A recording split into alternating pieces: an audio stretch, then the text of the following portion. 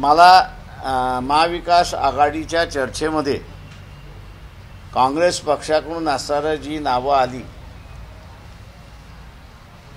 ती एक नाव वानखडेंचं आलेलं आहे आणि दुसरं नाव बोरकरांचं सुचवण्यात आलं होतं की आम्ही जर लढलो तर यांना असणारं उमेदवारी देईल। हे काँग्रेस पक्षाचे जे प्रतिनिधी होते त्यांनी ही बातमी त्या ठिकाणी दिली।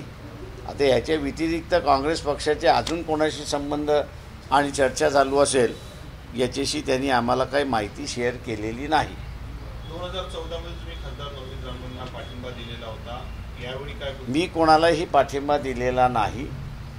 त्या सगळ्या याच्यामध्ये नवनीत राणा हे बिगेस्ट फ्रॉड आहेत। मी जसं म्हणालो की त्यांचं आता जेलमध्ये जाण्याची तयारी त्यांनी केली पाहिजे, मानसिकता केली पाहिजे। त्या का केस आम्ही कोणी दाखल केलेली नाही। तर पालघरचे जे